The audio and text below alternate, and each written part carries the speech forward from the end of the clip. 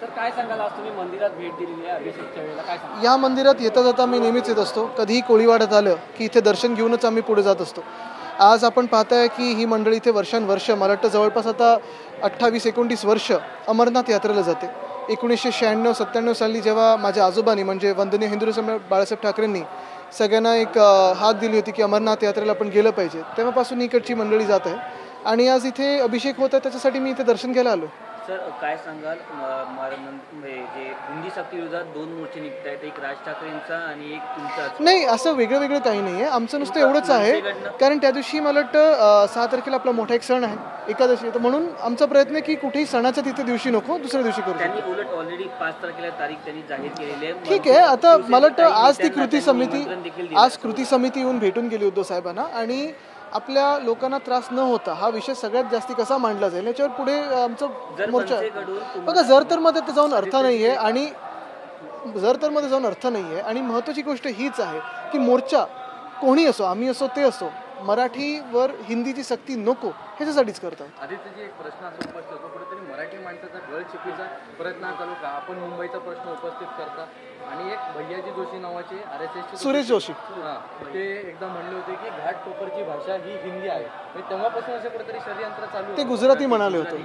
आणि मला वाटतं भाजपचा जो काही एक दृष्टिकोन आहे मराठीकडे बघण्याचा किंवा महाराष्ट्राकडे बघण्याचा, हा सरळ आहे, सोपा आहे. आज देखील आपण पाहिलं तर धारावी खाली करण्याचा हाच हेतू आहे की त्यांना मुंबईकर या मुंबईत नको आहेत.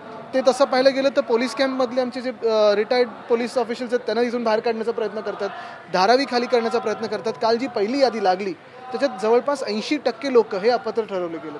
तसंच जर पाहायला गेलं तर मुंबईत आपण जे मराठी रंगभूमीचं दालन करत होतो ते देखील कुठच्या तरी त्यांच्या भाजपच्याच स्थानिक लोकांमुळे, दबाव असल्यामुळे त्यांनी रद्द केलं.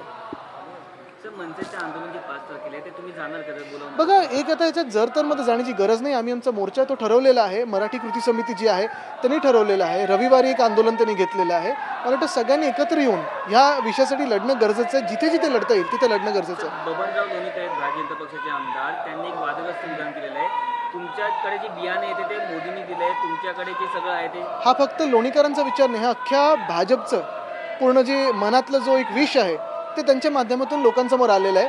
पण लोक अशा वृत्तीला मतदान करतील का हे लोकांनी ठरवलं पाहिजे. एक शेवटचा प्रश्न, आपण खड्ड्यांचा प्रश्न हा अनेक वेळा उपस्थित केला, आता समृद्धी महामार्गावरती देखील खड्डे पडल्याचं हे समोर आलं. तुम्हाला एक सांगतो, इथे कोळीवाड्यामधले जो मुख्य रस्ता आहे तो रस्ता देखील आम्ही अनेक दिवस आंदोलनं केली, आपल्याला घेऊन पण आलो होतो. काम किती निकृष्ट दर्जाचं आहे हे देखील दाखल होतं काम होताना, आणि त्याच पुढे आम्ही चौकशी पण मागितली.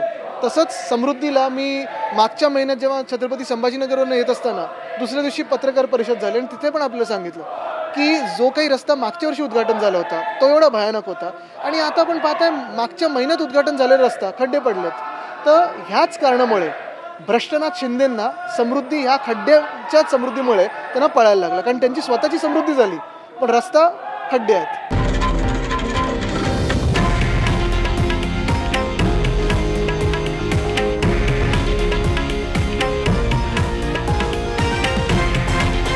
हे आहे देशातील नंबर 1 न्यूज नेटवर्क, आणि आपण पाहत आहात TV9 मराठी, एकमेव.